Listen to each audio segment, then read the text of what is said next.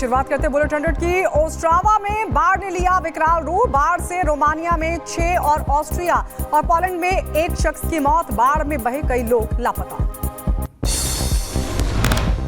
Carolina बीच में चक्रवात 8 के बाद आई भयानक बाढ़। 45 किलोमीटर प्रति घंटे की रफ्तार से चल रही हवाओं ने पेड़ों को उखाड़ा। धीमी पड़ी वाहनों की रफ्तार। यूक्रेन के जंगल में लगी आग से 4 लोगों की मौत की खबर। रिहायशी घरों तक फैली आग। कई 100 इमारतें हुई नष्ट। इलाके को खाली कराया गया। पेरू में 3000 हेक्टेयर से ज्यादा जंगल जलकर राख। करीब 15 लोगों की मरने की खबर। आग के कारण उड़ान में भी परेशानी हो रही है। कोलंबिया के जंगलों में लगी भीषण आग। सूचना के बाद घटनास्थल पर पहुंचा दमकल विभाग का महकमा। आग बुझाने का काम लगातार जारी है। पेरू में पर्यटकों को ले जा रही एक बस दुर्घटनाग्रस्त। हादसे में 9 लोग घायल। बस के सड़क से नीचे उतरने पर हादसा। वियतनाम में यूट्यूबर ने डिजाइन की अनोखी नाव। यूएफओ के आकार की नाव को नदी में उतारा गया। म्यांमार में तूफान यागी का कहर। पानी के तेज बहाव में बह गया घर। अब तक 113 से ज्यादा लोगों की मौत। मैक्सिको के कोकालो में दिखा बाढ़ का कहर। पानी के तेज बहाव में बहती दिखी कई गाड़ियां। मैक्सिको में बारिश से बुरा हाल। सड़कों पर भरा पानी। लोगों की बढ़ी परेशानी। यूरोप में तूफान बोरिस ने मचाया जमकर कहर। तेज हवाओं के साथ हुई बारिश। जगह जगह भरा बारिश का पानी। 8 लोगों की मौत की जानकारी। मोल्डोवा में सड़कों पर भरा पानी। तेज बहाव में बहे कई लोग। आसपास के लोगों ने मचाया शोर। पोलैंड में बाढ़ से बिगड़े हालात। हजारों घर पानी में डूब गए। एक बार हो सकती है फिर से बारिश। अलर्ट किया गया जारी। चीन की बेबेनिका में आया चक्रवाती तूफान। तेज हवाओं की वजह से हुआ शॉर्ट सर्किट। लगी आग।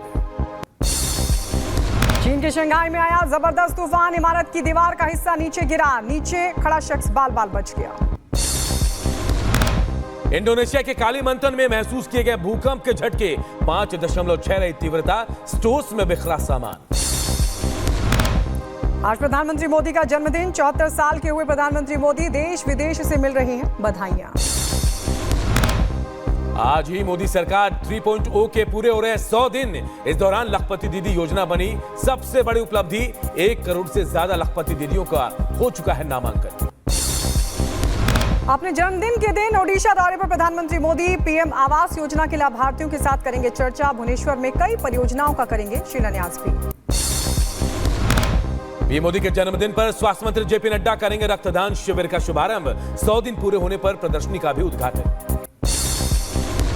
प्रधानमंत्री के जन्मदिन पर सीएम योगी आदित्यनाथ ने पोस्ट कर दी बधाई।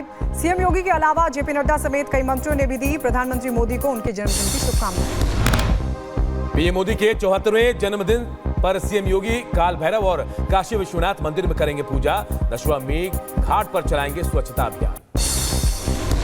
सीएम योगी लखनऊ में विश्वकर्मा जयंती पर आयोजित कार्यक्रम को भी करेंगे वहां पर शिरकत। हस्तशिल्पियों कारीगरों को बांटेंगे टूल किट। आज हरियाणा में ताबड़तोड़ रैलियों में गृहमंत्री अमित शाह भिवानी और फरीदाबाद में जनसभा को संबोधित करेंगे शाह।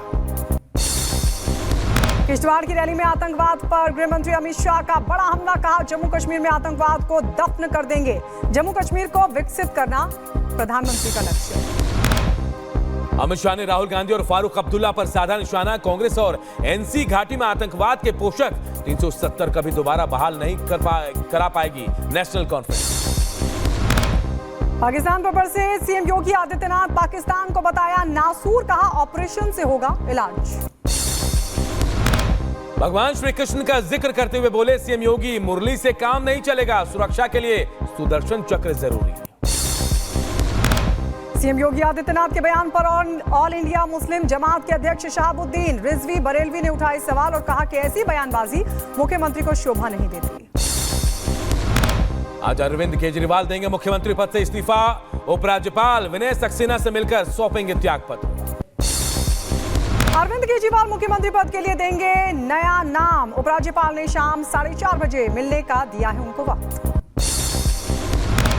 केजरीवाल के इस्तीफे से पहले सुबह 11 बजे होगी विधायक दल की बैठक। मुख्यमंत्री के नाम पर लगेगी मुहर। उधर दिल्ली के पूर्व डिप्टी सीएम मनीष सिसोदिया ने अरविंद केजरीवाल से की मुलाकात। सूत्रों के हवाले से खबर, दोनों के बीच नए मुख्यमंत्री के नाम पर हुई चर्चा।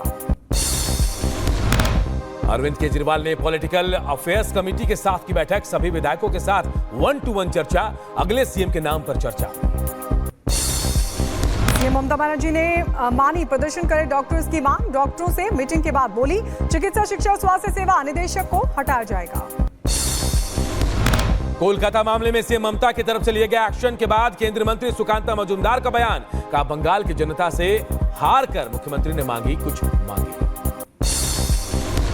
विनीत गोयल छोड़ेंगे कोलकाता कमिश्नर का पद। सीएम ममता बनर्जी ने दी इस बात की जानकारी, खुद पद से हट जाएंगे विनीत गोयल।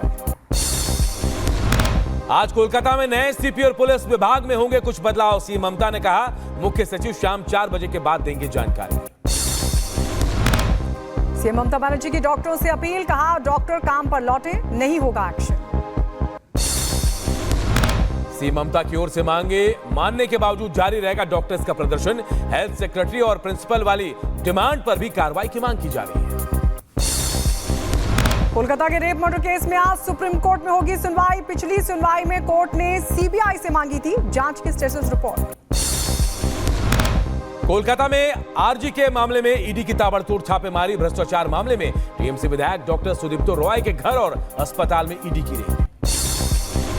मरनिया के नागमंगला में हुई हिंसा का वीडियो आया सामने। दुकान पर फेंका गया था पेट्रोल। दुकान पर पेट्रोल बम फेंकते नजर आए कुछ लोग।